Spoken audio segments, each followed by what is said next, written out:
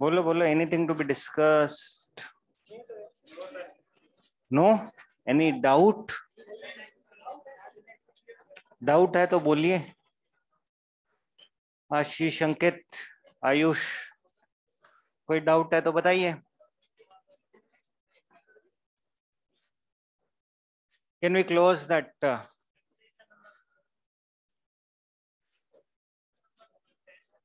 What seems to be the problem in illustration number 10?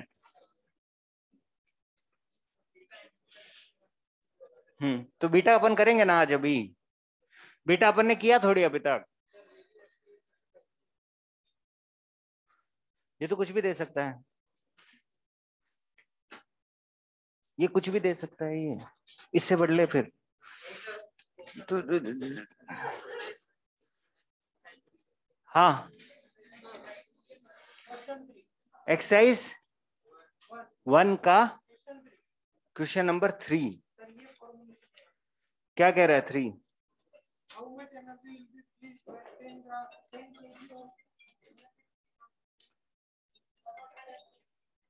how much energy is released when 10 kilogram of uranium is completely converted into energy? क्या ऐसा question मैंने class में कराया है? कराया है। How much energy, right, released when 1 kilo या 10 kilo of uranium is completely converted into energy? ऐसा क्वेश्चन करवा रखा है, करवा रखा है ना? तो उसको देखो कि कैसे कराया था। फिर वही बात, मैं क्या कह रहा हूं, तुम्हें पता है कि तुम्हें ऐसा क्वेश्चन करा रखा है, तुम्हारा आंसर नहीं आ रहा, तो तुम्हें क्या करना चाहिए? वहां देखना चाहिए। तो फिर वही तरीका होगा करने का। फिर वही बात, वो उस समय पूछना चाहिए था।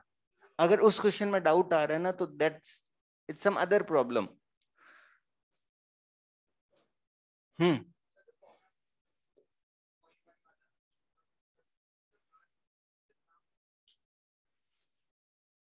यार E equal to MC square या 0.1% MC स्क्वायर। एनर्जी की यूनिट किस में चाहिए? Joule. C square is metre square पर सेकंड स्क्वायर। मास किस में होना चाहिए? Thank you. फिर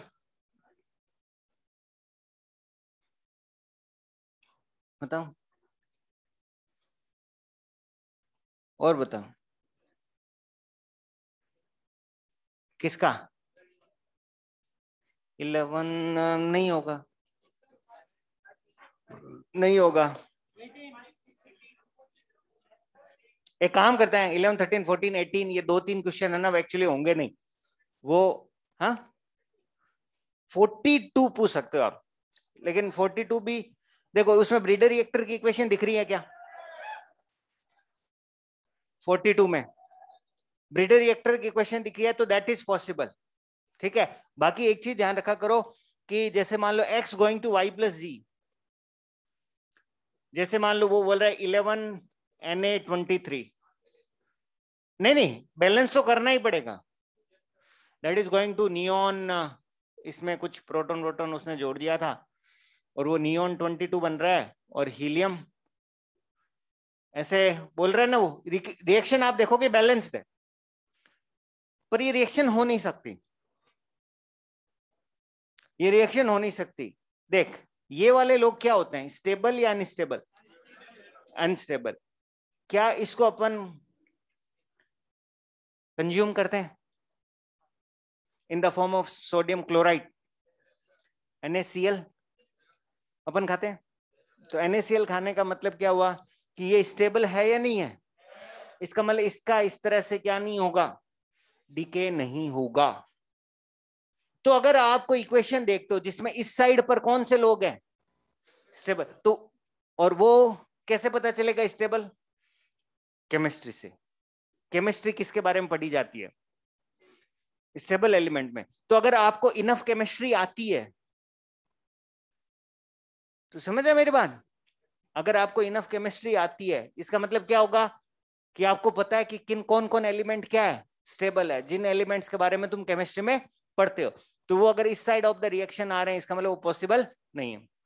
लेकिन इधर वो एलिमेंट आ रहे हैं जो तूने कभी देखे नहीं, और इधर वो एलिमेंट आ रहे हैं जो क्या है, स्टेबल है, जो तूने केमिस्ट्री में देख रखा है, तो प्रॉब्ली वो रिएक्शन हो सकती है। तो ऐसे ही उसका अनुमान लगाना पड़ेगा। और दूसरा तरीका क्या है, आपने ऐसी रिएक्शन कहीं देख रखी है। तो इस क्वेश्चन में क्या हो रहा है, इस क्वेश्चन में दोनों ही बातें हो रही है। एक तो यूरेनियम का डीके तूने देख रखा है या नहीं देख रखा, देख रखा है।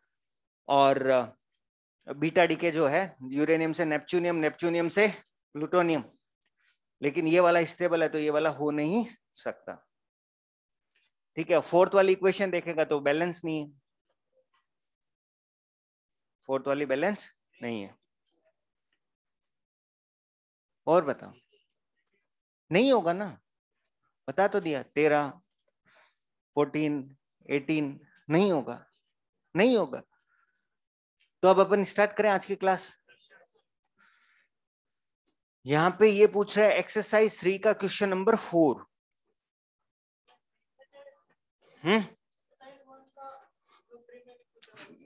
एक्सरसाइज 3 का क्वेश्चन नंबर 4 क्या बोल रहा है वो,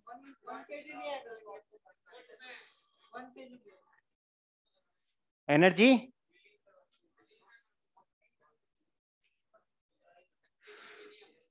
energy release by 1 kg uranium when it is fission.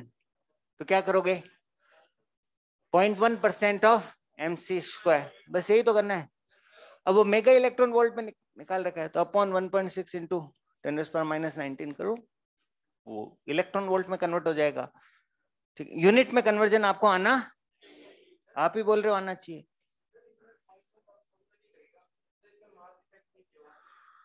Mass defect तो अपन को पता है ना, 0.1% होता है। फिशन में मास डिफेक्ट कितना होता है तो पता तो है, पता तो, फॉर्मूला थोड़ी देते हैं क्वेश्चन में कि according to that formula please solve the following question and please tick the option C. ऐसी बातें ऐसी बातें इस प्लैनेट पे तो नहीं होगी।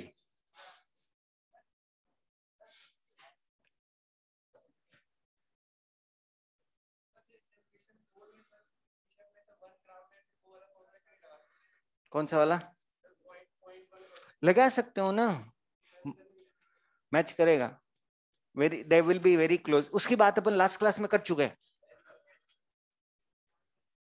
तू यहां बैठा था। हाँ तो बोला, मतलब उसकी बात अपन लास्ट क्लास में अपन बात कर चुके हैं।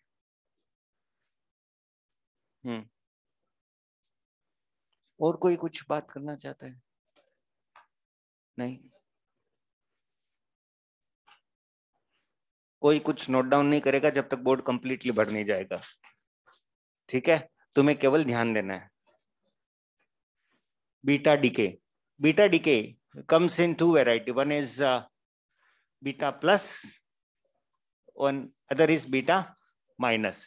बीटा माइनस क्या होता है, इलेक्ट्रॉन, अल्फा डीके पूरा हो गया था ना, distribution of kinetic energy is in the ratio of, inverse ratio of, वो सारी अपन ने बातें कर ली थी। फिर अपन ने बोला था कैलकुलेशन करनी पड़ेगी, बट मोरलेस आप ऐसा मान सकते हो कि 98% एनर्जी कौन लेके उड़ा जाता है, अल्फा। हाँ अल्फा, और उसकी अपन ने ये बात लिख ली थी ना 98%। ठीक है, and this guy is positron. ये कहां से निकल रहा है, कहां से निकल रहा है, न्यूक्लियस से निकल रहा है, ध्यान यही देना, न्यूक्लियस से निकल रहा है। तो देख यहाँ पे इक्वेशन बैलेंस कैसे करते हैं, जेड से गोइंग्स टू, ये निकलेगा तो ये तो प्रोडक्ट में होगा, तो यहाँ पे एक डॉटर न्यूक्लियाई अपन को चाहिएगा, तो बैलेंस से आ जाएगा। कैसे, ये जेड है, ये -1 है, तो हियर मस्ट बी जेड +1 होगा तो वाई होगा, और ए तो ए, ये है तो साथ में ये भी होगा, और सम एनर्जी। सिमिलरली यहाँ पे क्या होगा, Z X A going to this one, plus यहाँ क्या आएगा Z माइनस 1 Y, इसके साथ ये भी आएगा प्लस सम एनर्जी। रिएक्शन को ध्यान से देखो, हो क्या रहा है, क्या हो रहा है, रिएक्शन को ध्यान से देखिए। What is happening, you guys can see it, कि जो एलिमेंट X है that is the parent and daughter is Y, both are isobar. Parent and daughter both are isobar, दोनों में नंबर ऑफ न्यूक्लियॉन सेम है। इसमें Z proton है, इसमें proton बढ़ गया, न्यूट्रॉन कम हो गया। 1 neutron got converted into proton. Proton कितने हैं, Z, proton Z minus 1, 1 proton got converted into neutron. Proton का न्यूट्रॉन में कन्वर्जन हो गया या फिर न्यूट्रॉन का प्रोटॉन में कन्वर्जन हो गया। उस प्रोसेस में एक इलेक्ट्रॉन या पॉजिट्रॉन न्यूक्लियस से क्या हो रहा है, एमिट हो रहा है। सो इफ आई राइट कि what is happening inside nucleus, inside nucleus ये रिएक्शन हो रही है। यहां पर neutron is getting converted into proton plus electron, there is this guy and some energy, balance है, तुम देख सकते हो 0 1 minus 1 1 1 0, ठीक है। यहां पर कौन कन्वर्ट हो रहा है, proton is getting converted into neutron plus positron plus this one plus Q। Nucleus के अंदर ऐसा हो रहा है।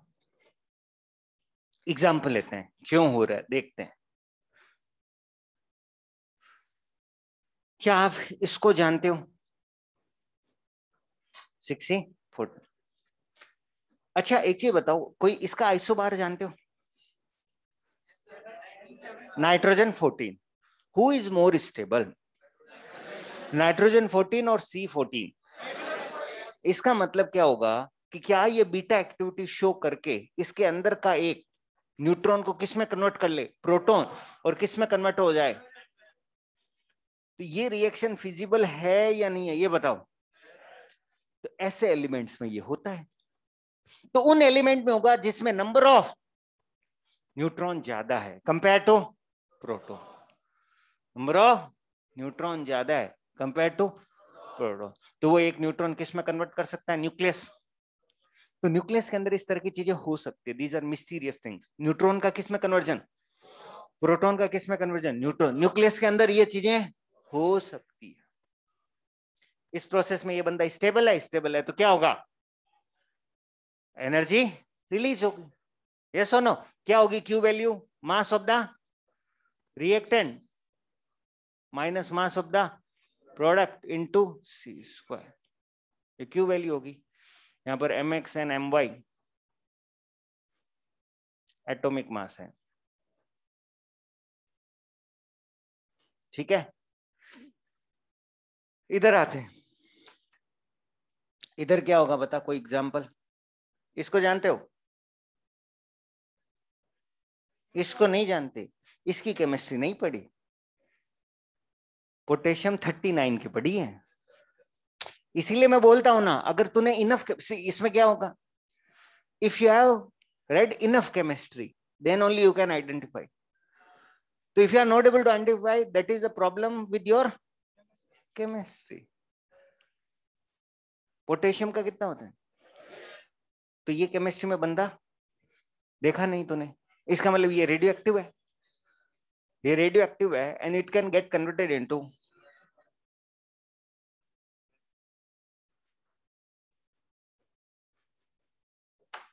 आर्गन का भी 40 होता है, तो कितना आएगा।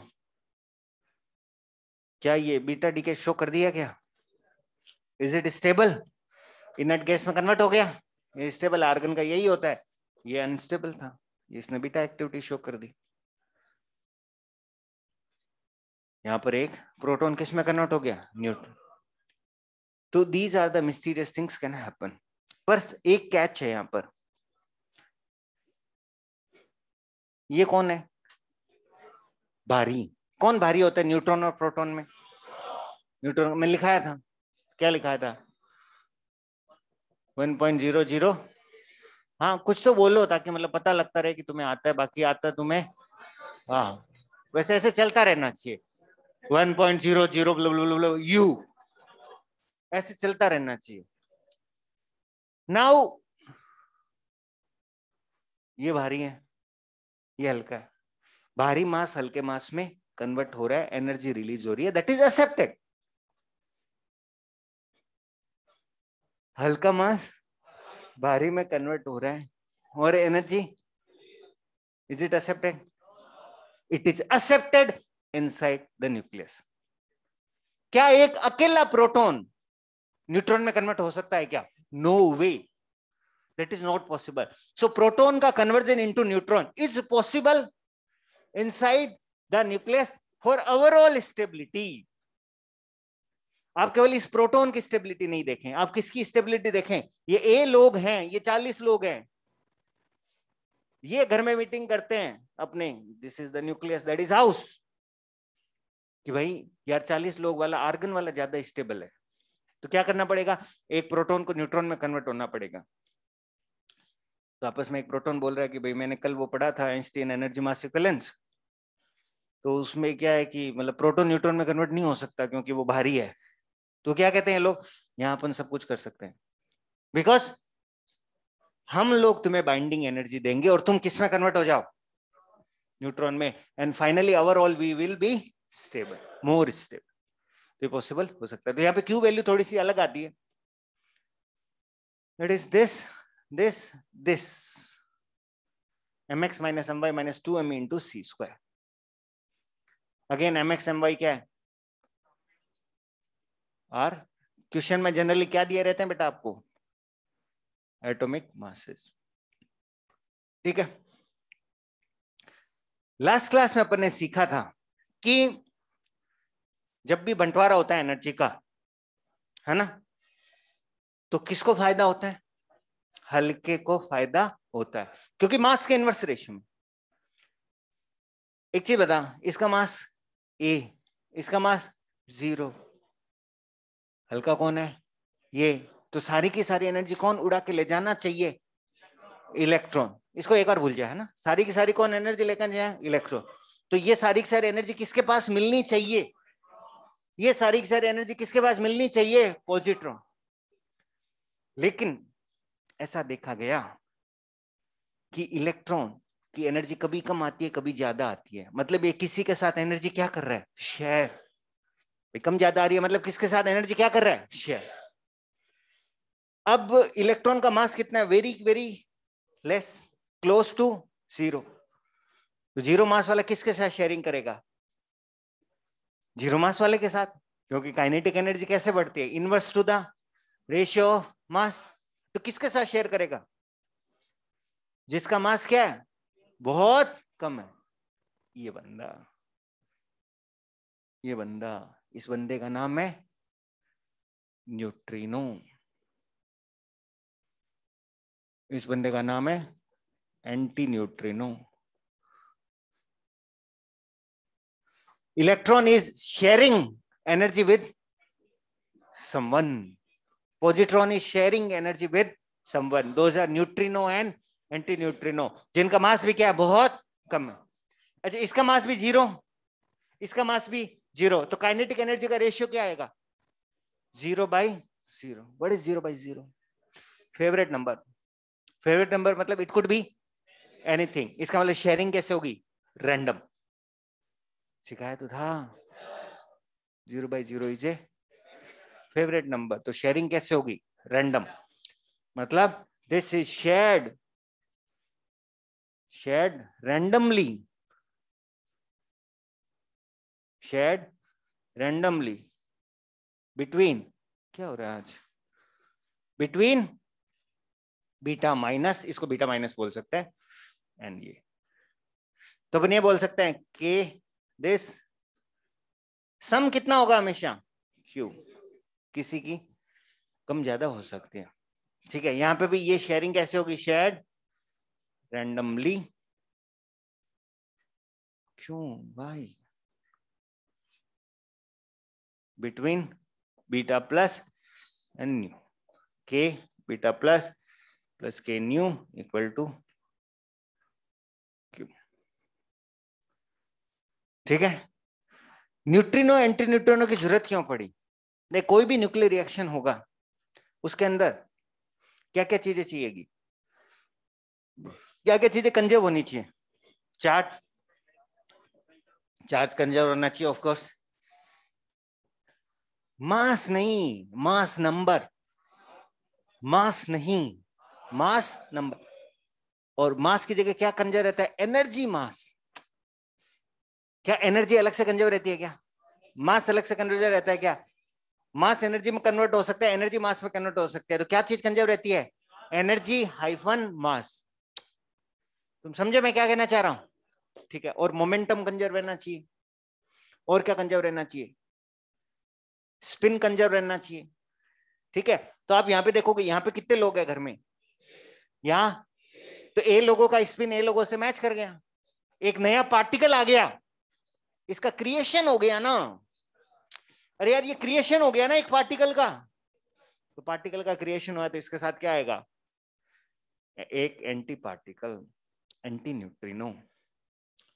चार्ज बैलेंस है, मास बैलेंस है, तो इसका मतलब इसका क्या होना चाहिए? ये चार्जलेस होना चाहिए, मासलेस होना चाहिए, है ना? और इसका स्पिन इसके स्पिन से मैच करना चाहिए। समझ में आया? यहां पर क्या होगा?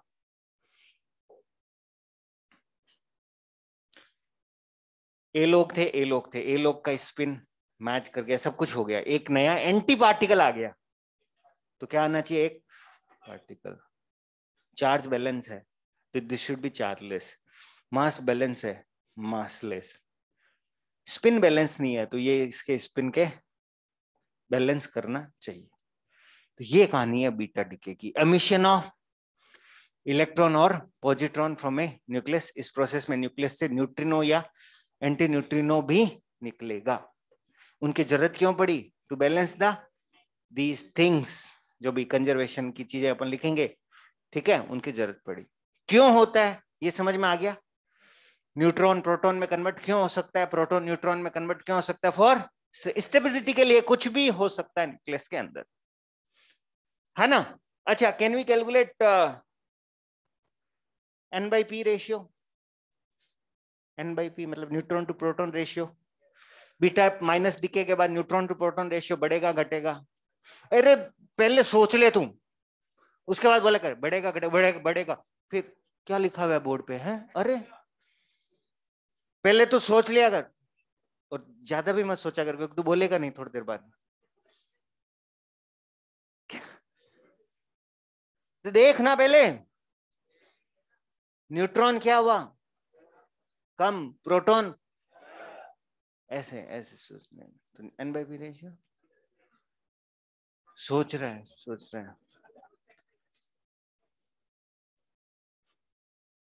लिखो,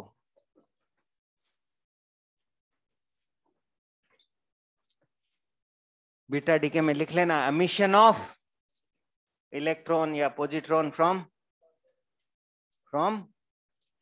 न्यूक्लियस।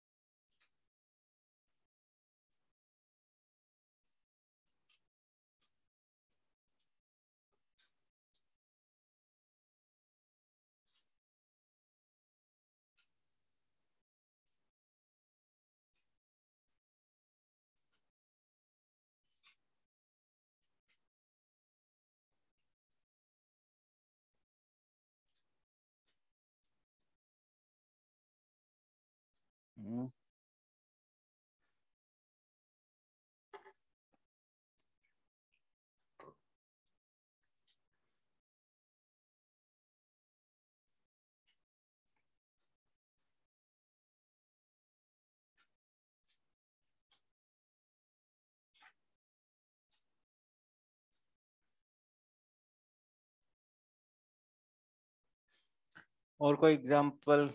चलो, और एग्जांपल मैं आपको खुद दूंगा बैलेंस करने के लिए।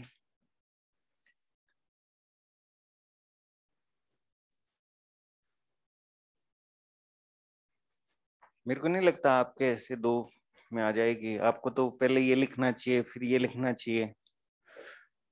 बाकी आप लोग स्मार्ट तो हो ही। है ना।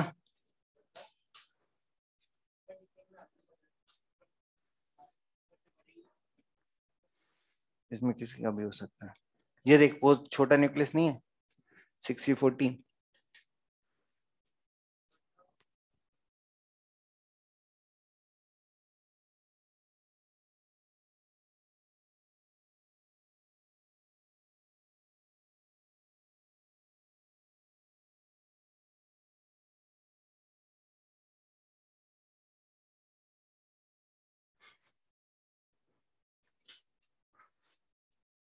लिखिए लिखिए जल्दी लिखिए यार।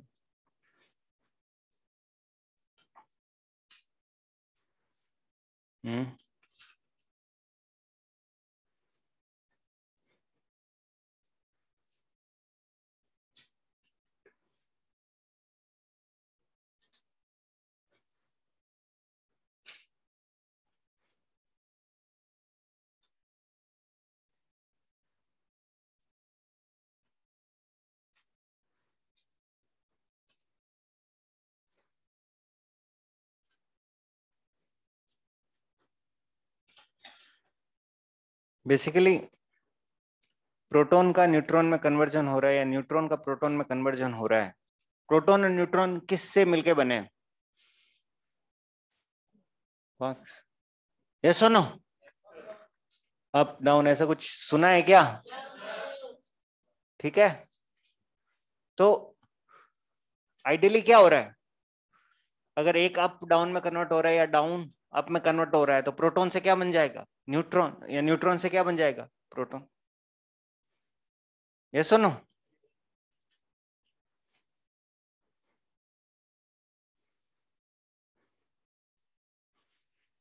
लिखे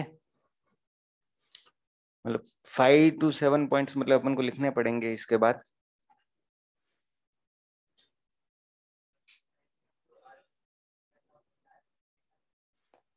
देखा गया है। Okay, I tell you interesting thing about potassium 40 is it is in our blood. Potassium 40 is in our blood. इसका हाफ लाइफ है बिलियन ईयर्स। बिलियन ईयर्स, इसका मतलब क्या है? जब से लाइफ है तब से ये है, और that means it is in every form of life, because evolution तो यही कहता है ना। क्या कहता है? कि जो लाइफ है, life started from a single cell. Single cell, उसी से लाइफ ब्रांच आउट हुई है। यस और नो? तो it is potassium 40 is there in fish blood, it is there in our blood also. Half life billion year का मतलब समझते हो? व्हाट इज हाफ लाइफ का मतलब? कितना साल लगेगा? Billion year. और इतनी पुरानी नहीं है लाइफ।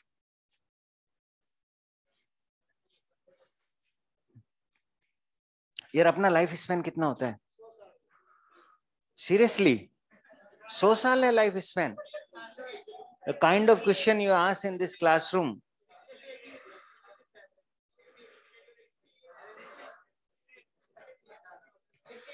बिलियन ईयर और 100 साल कुछ मतलब, ठीक है ना? तो ज्यादा कुछ डिके होगा नहीं। ये स्पॉन्टेनियस का मतलब क्या होता है बेटा? ठीक है, रेडियो एक्टिविटी की डेफिनेशन में वर्ड स्पॉन्टेनियस था या नहीं था? That is how that definition started. Spontaneous emission. Spontaneous emission means, हाँ, दिस हैपेंस ऑटोमेटिकली। ठीक है, डेल्टा जी सिखाओगे मुझे? Delta G, delta H.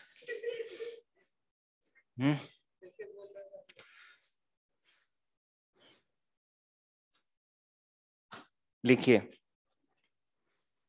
N/P ratio. हाँ, बीटा माइनस के बाद क्या होगा? N/P ratio. N/P ratio decreases after beta minus. लिखते जाओ, N/P ratio decreases after beta minus decay. N/P is neutron to proton ratio. N/P ratio decreases after beta minus decay and increases after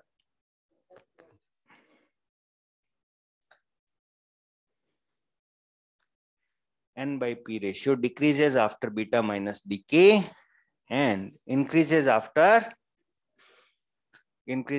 beta plus decay. ये रटना नहीं है, ये आपको calculate करना आना चाहिए. ओके.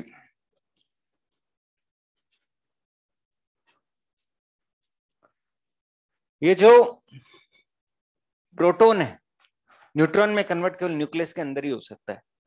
फ्री प्रोटॉन क्या है? स्टेबल. फ्री मतलब अकेला.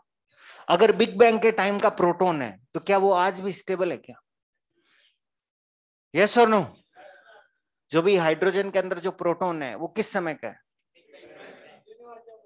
ठीक है, दैट इज स्टेबल. ठीक है, that is the souvenir from big bang.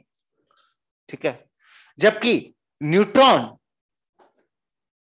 केवल और केवल न्यूक्लियस के अंदर ही स्टेबल है. न्यूक्लियस के बाहर ये क्या करेगा? न्यूट्रॉन किस में कन्वर्ट हो जाएगा? प्रोटॉन में, बाय शोइंग बीटा एक्टिविटी. इसी इक्वेशन को. ठीक है, तो लिखो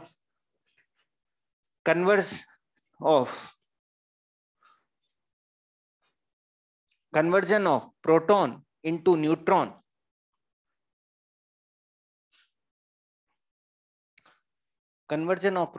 neutron is only possible inside the nucleus. Conversion of proton into neutron is only possible inside the nucleus. ठीक है, full stop. Free proton is stable. Free proton is stable. Underline कर लेना. Free proton is stable. Free proton का मतलब समझ गए ना? अकेला, जो न्यूक्लियस के अंदर नहीं. मतलब हाइड्रोजन का न्यूक्लियस है वो अकेला ही है. क्या वो कभी डीके होगा क्या? नहीं. Free proton is stable. दूसरी चीज लिखो, neutron is stable only inside the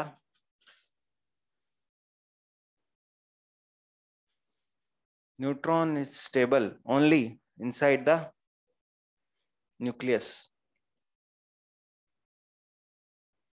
Neutron is stable only inside the nucleus. Full stop. A free neutron decays to a free neutron decays to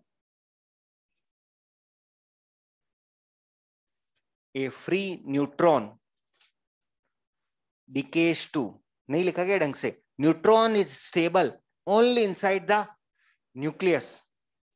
A free neutron decays to proton and electron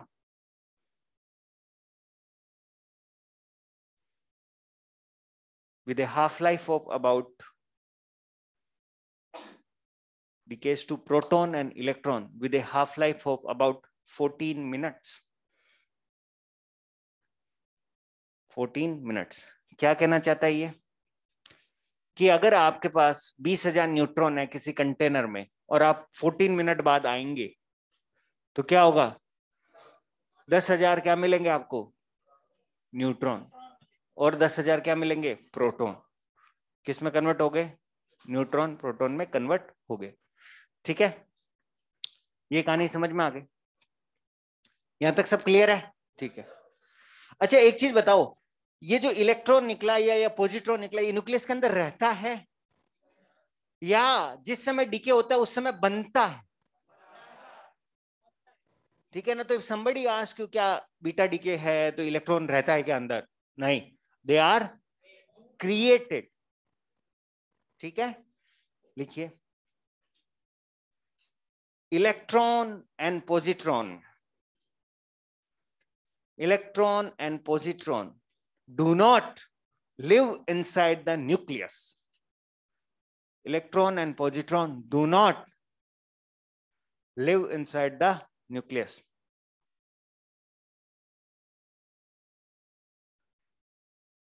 Live inside the nucleus, comma, they are created at the instant of decay. They are created at the instant of decay. उनको क्या किया जाता है? बनाया जाता है decay के समय. भाई कैसे बनाया जाता है भाई? अब आपसे पूछे बनाएगा, रेस्पॉन्सिबल तो न्यूक्लियर फोर्स ही. तो what we have done, we have categorized nuclear force in 2 categories. One is strong nuclear force, जो किसके लिए रेस्पॉन्सिबल है? बांध के रखे, बांध के रखे. वीक न्यूक्लियर फोर्स, जो ये अल्फा बीटा एक्टिविटी कराता है. तो they are created at the instant of decay by weak nuclear forces. WEAK, by weak nuclear forces. By weak nuclear forces. Weak nuclear forces की मदद से ये लोग बनते हैं. अल्फा डीके हो चाहे बीटा डीके हो, they are assisted by weak nuclear force. ठीक है, आगे चलते हैं. अब इनकी बारी आती है. बाकी सब समझ लिया अपन ने. न्यूट्रिनो एंटी न्यूट्रिनो का कंसेप्ट किसने दिया था? पॉली ने. कौन सा पॉली? पॉली एक्सक्लूजन प्रिंसिपल वाले, वुल्फगैंग पॉली. हाँ, क्या नाम पूरा कभी पढ़ा थोड़ी था आपने? पॉली एक्सक्लूजन प्रिंसिपल पढ़ा है ना, ये वही Pauli. So he suggested this thing to balance spin and energy and momentum in the nuclear reaction. The concept of, लिखो लिखो लिखो लो, concept of neutrino slash anti-neutrino. Concept of neutrino slash anti-neutrino was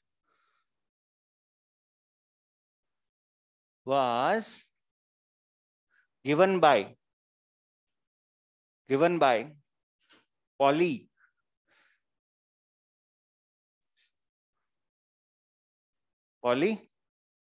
to conserve energy comma momentum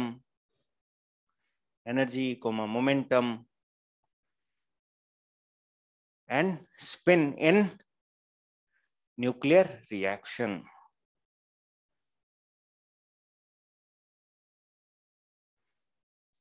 ठीक है, concept कैसे दिया था? Spin और ये सब चीजें कंजर्व करने के लिए उन्होंने दिया था. तो एक क्वेश्चन पूछा जाता है, is beta decay is a 2 body decay और 3 बॉडी डीके? कितने बॉडी डीके हैं?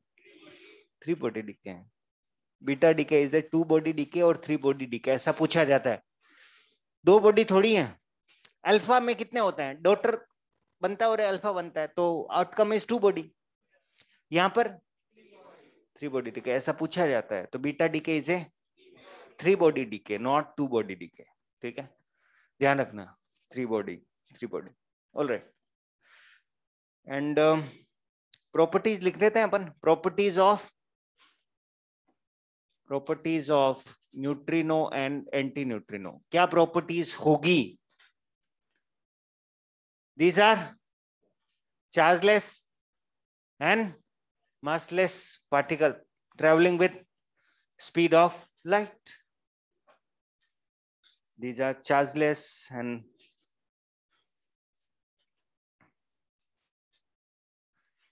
properties लिख रहे हैं न्यूट्रिनो और एंटी न्यूट्रिनो के. These are chargeless and massless particles traveling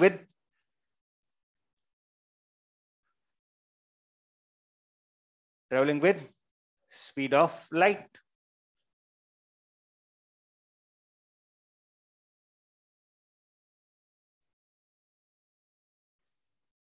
ठीक है, लाइट की स्पीड से जा रहे हैं. दूसरा,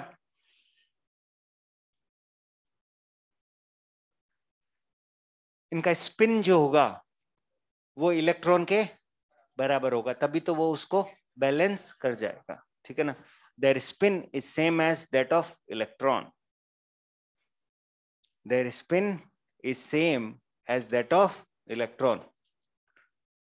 That is, ब्रैकेट में लिखो आप, that is I dot E dot ऐसे लिखते हैं ना, that is plus minus half. Their spin is same as that of electron, that is plus minus half.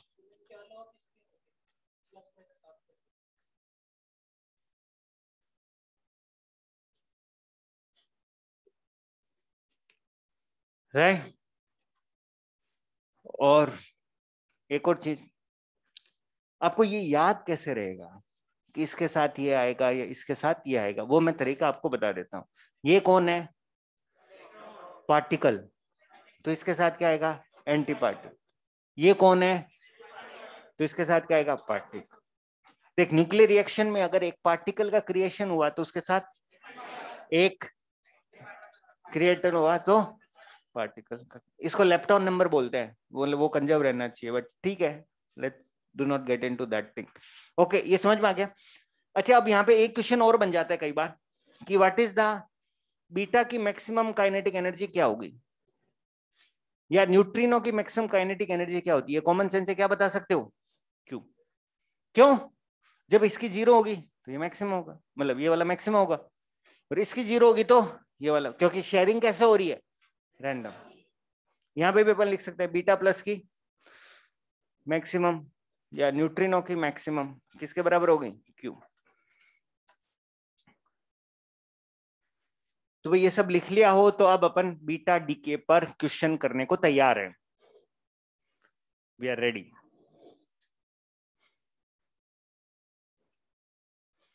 बातें जितनी भी लिखाई समझ में आ गई आपको? ठीक है, क्वेश्चन किस तरह के आते हैं मैं लिखता हूं.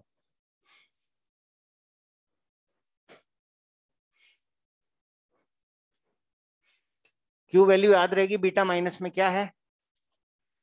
mx minus M by into C square. Beta plus में -2m ही आएगा यहाँ पे. ठीक है, तो बैलेंस, एक तो बैलेंस आता है.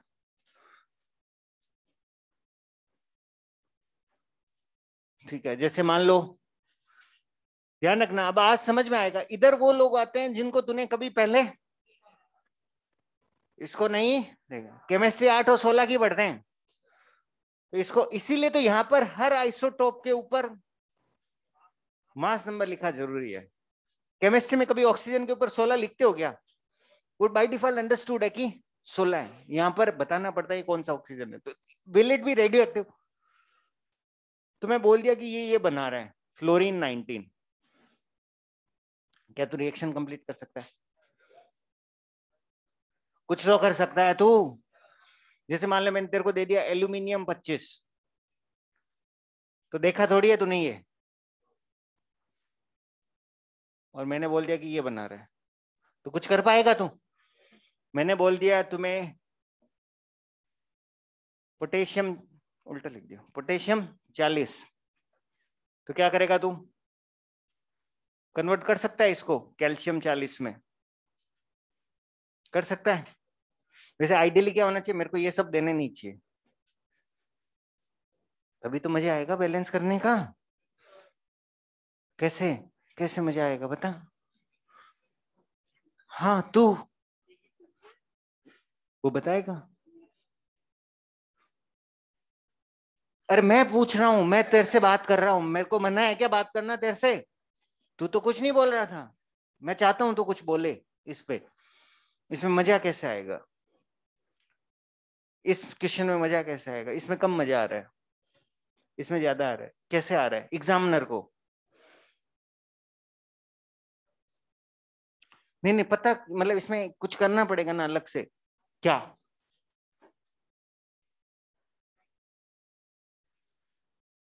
कैसे पता चला?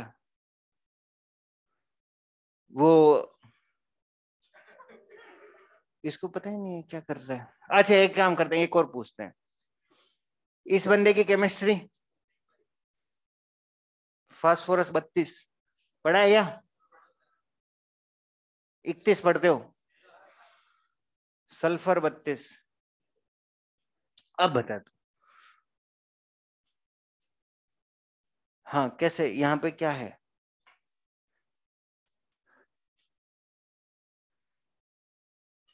इसको समझ ही नहीं आ रहा यार.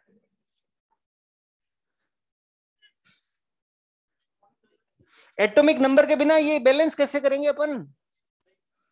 अभी ये सर भी बोलेगा अरे भाई यार मैं क्या कह रहा हूं, ये लिखना पड़ेगा ना। अभी दिख रहा है 8 9 1 और यहाँ 0 करना है, ये बंदा है तो ये आएगा प्लस क्यू, यही तो बैलेंस करेगा तू। यहाँ पे प्लस आएगा ना बेटा, 12 13 ये कर रहे हैं तो एक्चुअली एग्जामिनर तेरे को क्या दे रहा है? फ्री के मार्क्स दे रहे हैं। दीज आर फ्री के मार्क्स यार। यहाँ पे पहले तेरे को लिखना पड़ेगा ये कौन है। अरे ये लिखा हुआ था, ठीक है ना, डोंट बी थोड़े स्मार्ट मत बनो, ठीक है। 19 है, 20 है। अब let me ask this guy, 15 और 16, फास्फोरस 15 होता है, ये 16 होता है, तो ये आ जाएगा, ये आएगा तो ये भी आएगा, और साथ में क्या आएगी? एनर्जी। अब आ रहा है समझ में अपन कर क्या रहे हैं? कुछ पल्ले पड़ा कि प्रॉब्लम क्या थी? हाँ अरे देखो क्लास में तो बच जाओगे तुम, क्यों?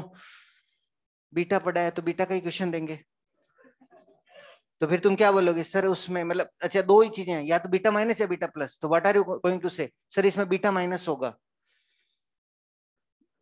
You have 50% chance of being right.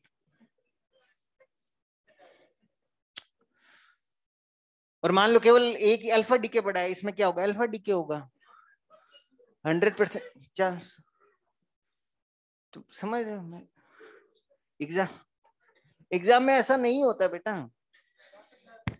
Exam में ऐसा नहीं बोलता कि आइए बैठिए चलो एक काम करो कि ये रेडियो एक्टिविटी में जो अल्फा डीके पढ़ाया था ना एस जैसर ने, उससे क्वेश्चन पूछ रहे हैं हम आपसे, ऐसे नहीं होता।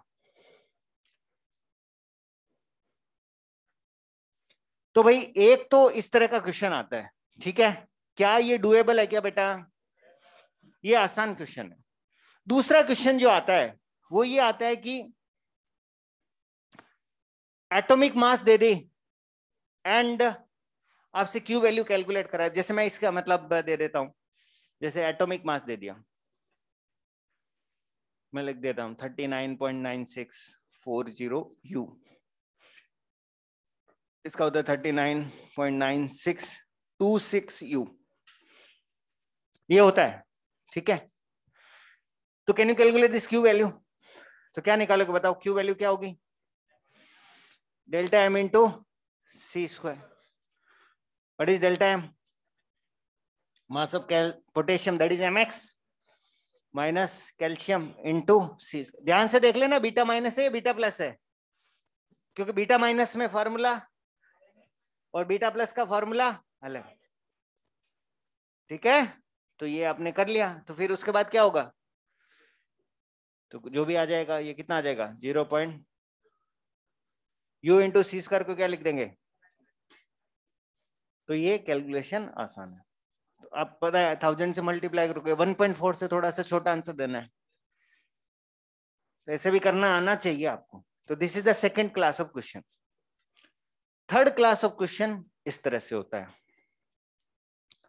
जैसे कॉपर, कॉपर गोइंग टू निकल, ठीक है। तो कॉपर निकल के एटॉमिक नंबर वैसे पता होना चाहिए, ठीक है। एंड ये हो जाएगा प्लस क्यू, सिंपल सी इक्वेशन है, सिंपल सी इक्वेशन है। लिखो क्वेश्चन लिखो, जो भी लिखो, फिर उसके बाद वो क्वेश्चन करते हैं। आप लोग कर पा रहे हो क्या? कि मतलब ये लोग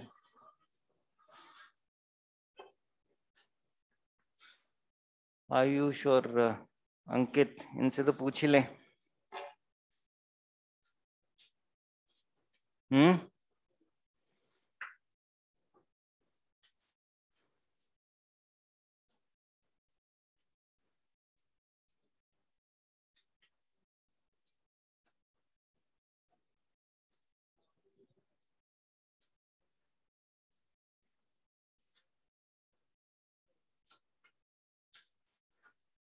हम्म तो देखो क्वेश्चन ये है कि इससे क्या निकल रहा है? ठीक है, पॉजिट्रॉन और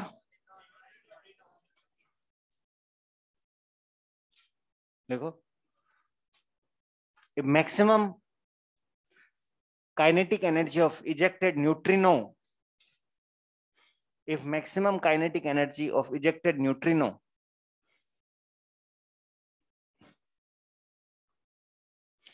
if maximum kinetic energy of ejected neutrino is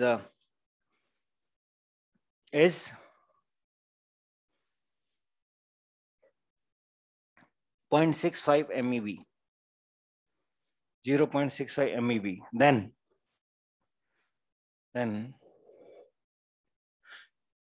पहला दो पार्ट करेंगे। पहला calculate Q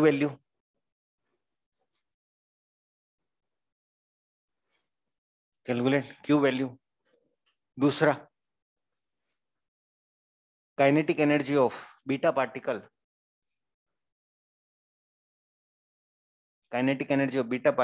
when kinetic energy of neutrino was 0.15 MeV. Kinetic energy of beta particle when kinetic energy of neutrino was 0.15 MeV. तो अब ये question देखने में क्या लग रहा है कि मास से नहीं दे रखे, कुछ भी नहीं दे रखा, ठीक है, आता है तो नहीं तो नहीं आता। आप क्या लिखोगे इसमें बताइए भाई? के बीटा और के न्यूट्रिनो का सम क्या होगा? क्यू होगा ना। तो इसकी जो मैक्सिमम होगी वो क्यू के बराबर होगी, तो क्यू वैल्यू अपन को दे रखी है, तो this maximum equal to Q equal to, ये तो आपको दे रखा है या नहीं दे रखा? फिर क्या बोल रखा है? अगर इसकी एनर्जी इतनी है तो इसकी एनर्जी बताओ, ऐसा ही कुछ बोल रखा है ना। तो हो सकता है ना, क्योंकि आपको 0.65 तो मिल ही गया, किसकी दे रखी है? तो बीटा प्लस, तो ये तो आसान है, सिंपल कैलकुलेशन है बेटा, 0.5 MeV। कैसे क्वेश्चन आप कर पाओगे? कुछ करना ही नहीं है, ठीक है ना, सिंपल सा डरावना क्वेश्चन लग रहा है ये, बाकी डरावना है नहीं। दोनों की एनर्जी का सम कितना होगा? क्यू वैल्यू के बराबर होगा, and that is equal to maximum kinetic energy of any of the particle, ठीक है। तो बीटा डीके में इस तरह के क्वेश्चन आते हैं, बैलेंस करना delta M into C square या इस तरह का, ठीक है। आगे चलते हैं अपन, ये मिटा रहा हूं मैं, ठीक है ना, इसको एज ए क्वेश्चन कर लिया ना तुम लोगों ने, ठीक है ना, अपन ने डेटा दे दिया था, एज ए क्वेश्चन करना आना चाहिए। ऑलराइट, अब देखो बेटा कि अगर कोई न्यूक्लियस है जिसके अंदर प्रोटॉन बहुत ज्यादा है, उसको क्या करना चाहिए? प्रोटॉन को न्यूट्रॉन में कन्वर्ट करना चाहिए। कैसे कर रहा था प्रोटॉन को न्यूट्रॉन में कन्वर्ट? बोलो। प्रोटॉन को न्यूट्रॉन में बीटा प्लस, प्रोटॉन को न्यूट्रॉन में कौन सा था? Beta plus. एक और तरीका है प्रोटॉन को न्यूट्रॉन में कन्वर्ट करने का, प्रोटॉन ज्यादा है तो न्यूक्लियस का जो अट्रैक्टिव फोर्स है वो क्या होगा? भाई प्रोटॉन ज्यादा है तो अट्रैक्टिव फोर्स ज्यादा होगा ना, बाहर के लोगों के लिए। कौन सा? कूलाम वाला। न्यूक्लियस के चारों ओर कौन घूम रहा है? Electron. This is the nucleus, okay. मैं वही बता रहा हूँ, तुम लोग कम ज्यादा तो क्या ऐसे ही बोलते हो, टेस्ट करते हो, क्या बोल रहे हैं, कम बोल के देखते हैं, पिछली बार ज्यादा बोला था। अच्छा, लगातार आपसे पूछ लेना, ये होगा तो ये होगा, फिर ये होगा, तो यहाँ कम होगा, ज्यादा होगा, फिर कम, ऐसे बोलते हो तुम सीक्वेंस में। सोचते थोड़ी हो तुम लोग, बोलने के बाद अरे हाँ यार इसका तो सोचना भी पड़ता है। इसके अंदर क्या ज्यादा है? प्रोटॉन। चारों ओर कौन घूम रहा है? इलेक्ट्रॉन। अगर प्रोटॉन ज्यादा है तो अट्रैक्शन ज्यादा होगा या नहीं होगा? And this guy is always curious, कि चल क्या रहा है बीच में, ये पास होते हुए भी दूर है। This is as closest as one can reach to the nucleus, पास है फिर भी दूर है। It is always wondering what's happening inside, there is some party going on. तो ये क्या बोलता है, अगर बहुत ज्यादा प्रोटॉन हो ये पार्टी में बुला लेते हैं। पार्टी में बुलाने का मतलब क्या होया, प्रोटॉन किससे मिला, इलेक्ट्रॉन से, और किस में कन्वर्ट हो गया, न्यूट्रॉन में। न्यूक्लियस का तो काम हो गया ना। तो दैट इज कॉल्ड के कैप्चर। अब नाम समझ गए, कैप्चर ऑफ कौन सा, के शेल। के शेल कुछ होता है क्या, फॉर स्टेबिलिटी। कुछ आया समझ में क्या हो रहा है, ZXA प्लस दिस, पहली बार ये बंदा न्यूक्लियस के बाहर का है। अभी तक जो भी हो रहा था, इलेक्ट्रॉन निकल रहा था, पॉजिट्रॉन निकल रहा था, न्यूट्रिनो, एंटी न्यूट्रिनो या प्रोटॉन न्यूट्रॉन कन्वर्जन, जो भी हो रहा था, अल्फा पार्टिकल सारे कहां से आ रहे थे, पहली बार कौन सा बंदा है ये, तो this will give you Z-1 Y plus ये पार्टिकल है ना, तो इधर एक पार्टिकल आएगा, number of particle on both side should balance. Particle extra आता है तो उसके साथ एंटी पार्टिकल आता है, यहां जितने पार्टिकल है उतने यहां पार्टिकल होने चाहिए, plus some energy. Q value क्या होगी यहां पर, mx minus my into C square. mx my atomic masses,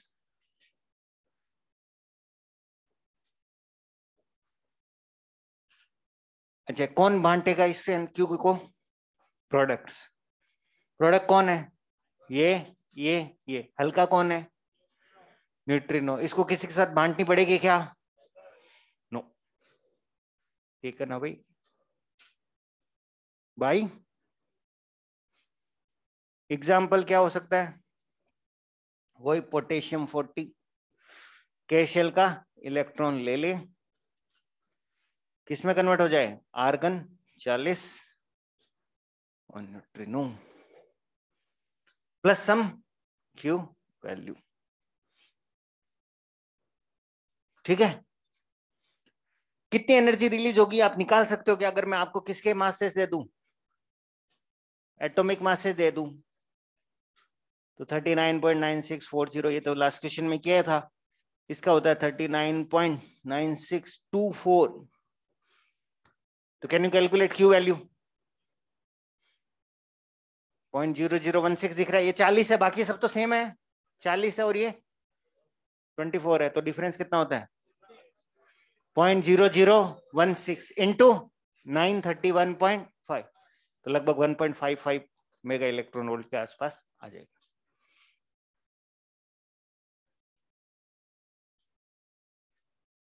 यहां कितने पार्टिकल है, द क्वेश्चन इज न्यूट्रिनो क्यों निकला है, that is what the question is. यहां कितने पार्टिकल है, दो कैसे हैं, A+1, ये कितने हैं A, ये इसको बैलेंस कर लेंगे, इसको कौन बैलेंस करेगा, फिर वही बात, फिर मैं तेरे को दिखाऊंगा, पॉली आएगा, स्पिन कौन बैलेंस करेगा, एनर्जी कौन लेगा यहां पर, जो हल्का होगा, ये तो हल्का नहीं।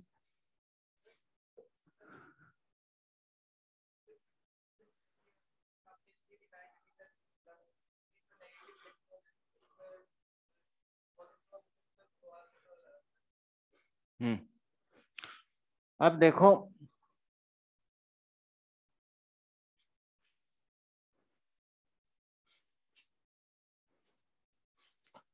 अब देखो ध्यान से देखो, यहां पर एक्चुअली क्या, ये रिएक्शन अभी तक कंप्लीट नहीं है, ये बंदा यहां चला गया, ये क्यूरियस हो गया, क्या हो गया, एल शेल वाला, तो एल किस में जंप कर रहा है, के में, एल से के में jump, what is it called, atom के अंदर जंप हो रहे हैं ना, ये होगी एक्सरेज।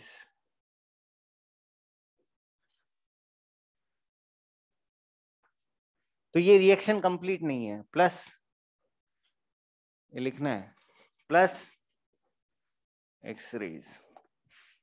न्यूट्रिनो कहां से आ रहा है? न्यूट्रिनो कहां से निकला? न्यूक्लियस से। और एक्सरे कहां से निकल रही है? एटम से।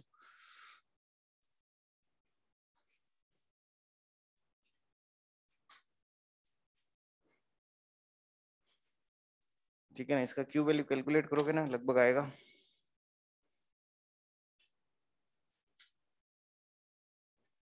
ठीक है ना, delta M into C square कर लेना आप लोग। तो it is one of the nuclear reaction जिसके अंदर क्या एमिट होती है? कैरेक्टरिस्टिक एक्सरेज बोलेंगे अपन इसको। तो क्या बोलेंगे? Characteristics x ray.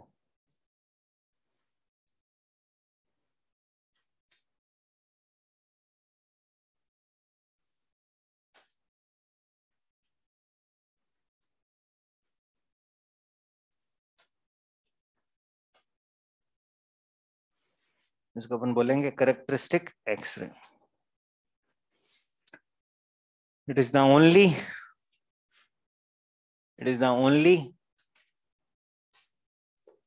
nuclear reaction where characteristic x-rays are emitted. Characteristic क्यों बोलते हैं? It is the only nuclear reaction where characteristic x-rays are emitted. लिखना है ये characteristic x-ray। क्या मतलब होता है? characteristic का मतलब क्या है? किसके कारण है ये? एटम के दो एनर्जी लेवल, और ये हमेशा क्या रहते हैं? फिक्स। तो उनका एनर्जी डिफरेंस भी क्या रहेगा? फिक्स। इसलिए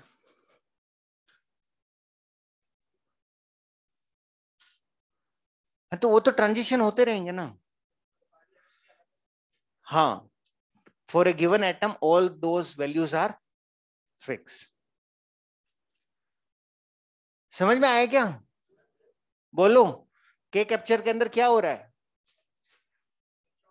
प्रोटॉन्स बहुत ज्यादा है, दे कैन टेक कौन सा वाला? चलें आगे, चलें आगे। अब क्या करें? Gamma decay. So this is the type of beta activity. Beta activity या तो बीटा माइनस होगी, बीटा प्लस होगी, या फिर के कैप्चर होगा। यहाँ पे न्यूट्रॉन का या तो प्रोटॉन में कन्वर्जन होगा या प्रोटॉन का न्यूट्रॉन। अच्छा, वैसे यहाँ पे अपन एक इक्वेशन लिख सकते हैं। इनसाइड न्यूक्लियस क्या हो रहा है? इनसाइड न्यूक्लियस क्या हो रहा है बताओ? एक प्रोटॉन इलेक्ट्रॉन का कैप्चर किया, ये केशल वाला है। किसमें परिणत हुआ? न्यूट्रॉन और न्यूट्रिनो प्लस एनर्जी। न्यूक्लियस के अंदर केवल क्यू आ रहा है। जब पूरी इक्वेशन लिखेंगे तो एक्सरे ये कहां से आएगा? एटम से आएगा। ये तो न्यूक्लियस से आ रहा है। ठीक है, करो करो फटाफट करो, गामा डीके भी करना है। आप लोगों को समझ में आ रहा है? ठीक है, के शेल अंदर क्यों गया? ड्यू टू द के शेल का इलेक्ट्रॉन। वो ऐसा पूछ रहा है वहां पे, क्यों गया? Because of attraction. अरे इलेक्ट्रॉन जाने का मतलब के शेल खत्म हो गया ना, या नहीं? नहीं हुआ? दो होते हैं क्या? दूसरा इलेक्ट्रॉन भी है। ठीक है, तो that is due to the attraction of the nucleus. चलें आगे। गामा डीके लिखो। गामा क्या है? रेडिएशन है of high energy, gamma DK.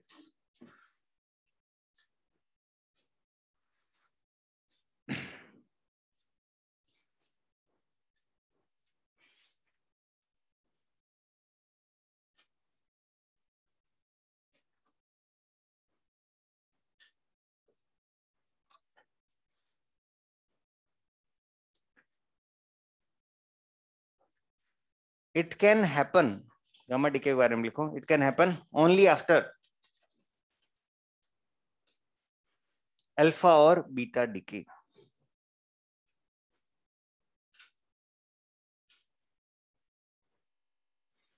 Gamma decay के बारे में लिखते हैं, it can happen only after alpha और बीटा डीके। मतलब गामा केवल अकेला नहीं आएगा, या तो अल्फा के बाद आएगा या बीटा के बाद आएगा, बाद में आएगा, ठीक है। अगर आएगा तो gamma can not happen independently, independently नहीं हो सकता gamma, it will happen either after alpha और बीटा डीके।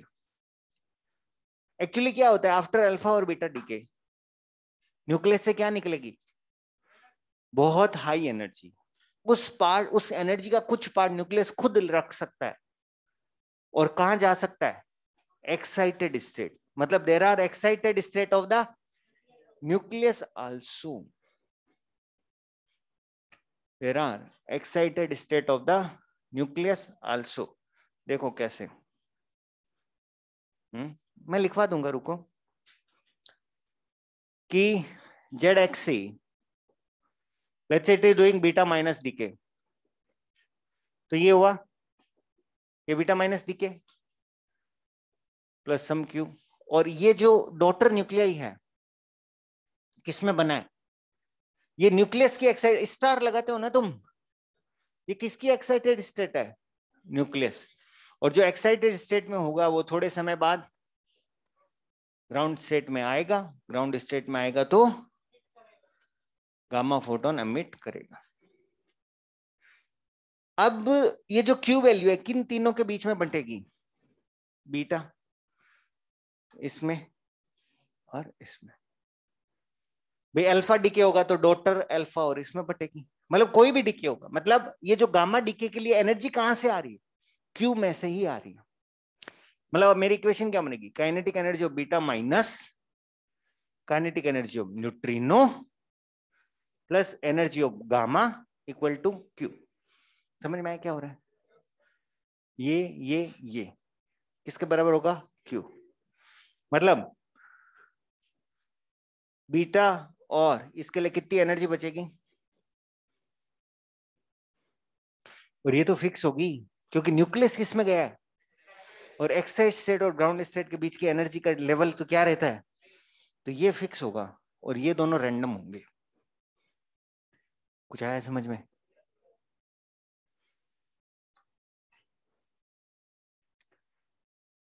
ड्यूरिंग अल्फा और बीटा डीके, लिखो ड्यूरिंग अल्फा और बीटा डीके, ड्यूरिंग अल्फा और बीटा डीके। अगर ये लिखना चालू कर दिया तो जगह छोड़ दो। ड्यूरिंग अल्फा और beta DK there is huge amount of energy is released.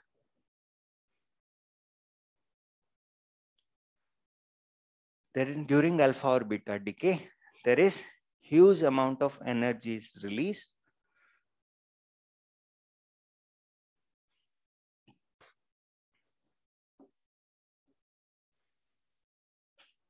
Full stop. Nucleus can take part of this energy. Nucleus can take part of this energy and go into. Nucleus can take part of its energy and go into one of its excited state. Nucleus can take part of its energy and go into one of its excited state. And when it comes back to ground state, when it comes back to ground state, it emits a high energy radiations. It emits high energy gamma radiations. And when it comes back to ground state, it emits high energy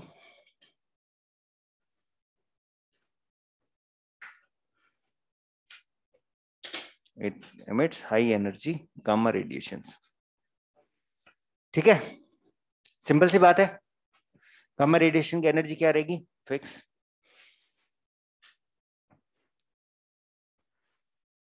एक चीज बताओ, ये जो energy होगी, ये energy क्या होगी? Fix होगी या नहीं होगी? जो भी किस में रिलीज हो रही है? गामा में, क्योंकि न्यूक्लियस की एक्साइटेड स्टेट बीच का एनर्जी लेवल क्या होगा? फिक्स हो। तो जैसे अपन ये बता देते हैं ना कि n इक्वल टू 2 से 1 में इलेक्ट्रॉन गया और 10.2 इलेक्ट्रॉन वोल्ट का फोटोन था, तो अपन ये बता देते हैं ना कि ये कौन सा न्यूक्लियस है? हाइड्रोजन का। बता देते हैं ना, 2 से 1 10.2 हाइड्रोजन ही होगा। वैसे ही ये हाइड्रोजन का एटम है, सॉरी। वैसे ही अपन क्या करेंगे, न्यूक्लियस की जो ये गामा रेडिएशन की एनर्जी से अपन ये बता सकते हैं कि ये कौन सा न्यूक्लियस है। समझ में आ रहा है? This is the characteristic of nucleus. ये एक्सरे किसकी थी? Characteristic of atom. This is the characteristic of nucleus. Characteristic बोल सकते हैं, सिग्नेचर बोल सकते हैं, फिंगरप्रिंट बोल सकते हैं। जो अपन सन से रेडिएशन आते हैं उनमें जो आपने देखी होगी सन से इक्वेशन प्रोटॉन प्रोटॉन साइकिल वाली, उसमें गामा न्यूट्रिनो थे या नहीं थे? और मैंने वहां पे एक लाइन बोली थी कि हीलियम वाज डिस्कवर्ड पहले सन की रेडिएशन में। पता कैसे चला वहां हीलियम में? बिकॉज वहां से जो गामा आए थे उनका अपन ने स्टडी किया और अपन को अल्फा डीके पता था। अल्फा डीके पता था या नहीं पता था? तो ये वाले रेडिएशन और इधर वाली एनर्जी मैच की होगी, then only we could have figured out की। Are you getting my point? तो इसको बोलते हैं अपन कैरेक्टरिस्टिक सिग्नेचर फिंगरप्रिंट। अच्छा, एक और एग्जांपल दे देता हूं। जैसे मान लो अपना फिंगरप्रिंट कहीं मैच हो जाता है किसी जगह पर, तो दे आर श्योर नो कि तुम वहां थे। यस और नो? इज दिस क्लियर और नो? तो वैसे ही गामा की एनर्जी अगर कहीं मैच हो गई तो वी आर श्योर कि ये गामा वही है जो इस न्यूक्लियस से आया था, और वहां पे भी वही न्यूक्लियस होना चाहिए। कुछ क्लियर है? तो लिखो, energy of gamma radiation is, energy of gamma radiation is signature slash fingerprint slash characteristic. Energy of gamma radiation is signature slash fingerprint slash characteristic for a given nuclei. ठीक है?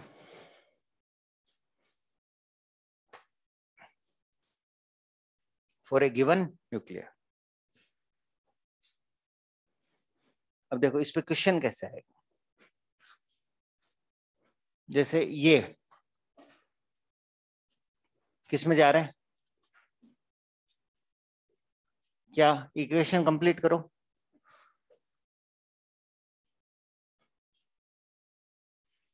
बोलो क्या आएगा? पॉजिट्रॉन एंड एंटी कैसे आएगा?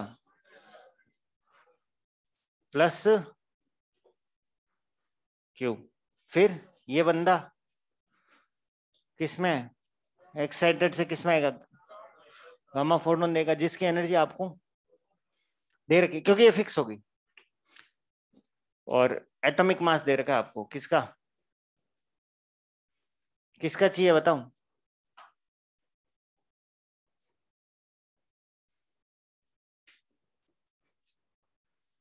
तो बताओ कैसे करेंगे? न्यूक्लियर रिएक्शन देख रहे हैं, डरावनी सी लग रही है। कुछ नहीं करना। किस तरह का डीके है ये? बीटा प्लस है ना, उसके बाद कौन सा है? गामा। बीटा प्लस में कितनी एनर्जी रिलीज होगी? Can you calculate? तो Q value of beta plus क्या हो जाएगी? mx minus my minus 2me into c square. What is mx? Nitrogen. What is my? Carbon. 2me c square क्या होता है? 2me c स्क्वायर मैं तेरे को बता देता हूं, it can save your life. 2 into 0.51 1.02 mega electron. MEc² किसकी एनर्जी है? इलेक्ट्रॉन की कौन सी एनर्जी है? Rest mass, energy of electron. ठीक है, ये आ गया, ये कर सकता है। इसका कितना दे रखा है? इसका कोई नहीं देगा तेरे को, इसका कोई नहीं देगा, इसका 12 होता है। कर लोगे ये? तो क्या करेंगे, क्या आएगा बताओ? कुछ आएगा वैल्यू 0.0186 931.5 माइनस 1.02। तो मान लो मेरी बात, कितना आ गया? कुछ आ गया, आ जाएगा 18.6 से थोड़ा सा कम, और उसमें से 1 घटा देंगे, 16.3 आ जाएगा। टोटल इतनी एनर्जी रिलीज हुई। ये किसमें बंटेगी? कौन है 3 लोग? ये और गामा। गामा तो फिक्स कितनी लेके जाएगा? 4.3। तो अपन क्या लिखेंगे? दिस प्लस इसकी एनर्जी क्या होगी? Q minus energy of gamma, yes और नो? 16.3 माइनस 12 होगी या नहीं होगी बेटा? अब क्या चाहिए? इसकी मैक्सिमम कितनी होगी? 12, क्योंकि 12 ही बची है बांटने के लिए। तो ये एक अच्छा क्वेश्चन हो गया।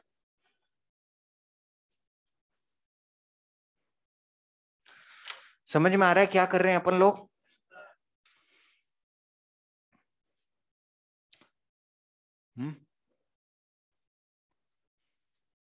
आप लोगों को आया समझ में?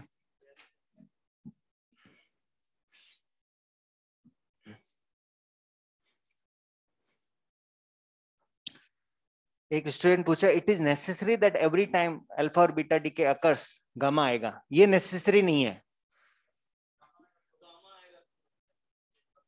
अरे यार, ये अंग्रेजी क्या मतलब होता है इसका? It is necessary that every time when alpha और beta decay takes place gamma will take place.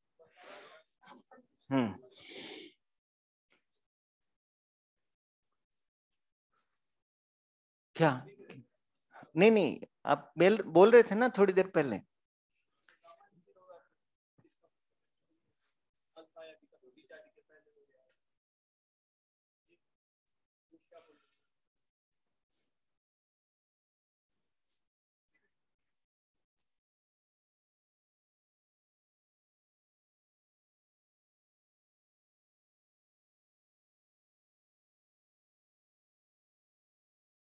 Student is asking कि हर बार गामा होगा जरूरी है क्या? कि ये कौन सा डीके हुआ? बीटा। गामा होना जरूरी है क्या? कोई जरूरी नहीं, लेकिन होगा तो कब होगा? बीटा के बाद या अल्फा के बाद। गामा हर बार होगा, दिस इज नॉट नेसेसरी। ठीक है, होमवर्क में क्या करोगे आप? कितने कर लिए आपने एक्सरसाइज 3 में? 1 में देख, 1 से 46 पूरा हो जाना चाहिए। एक्सरसाइज 1 में और देख, 51, 52, 54, 5, 9 ये भी हो जाना चाहिए। एक्सरसाइज 3 में 1 से 16। बिगिनर बॉक्स तो आपका पहले ही हो चुका है। एक्सरसाइज 3 शायद ये नहीं दिया ना, 4 तक दिया है मैंने, तो 5 से 16 हो गया तुम्हारा। ये नए क्वेश्चन हो गए 5, 6, और ये अगर नहीं किया तो ये कर लीजिएगा। Okay, so I think we should call it a day. Thank you guys.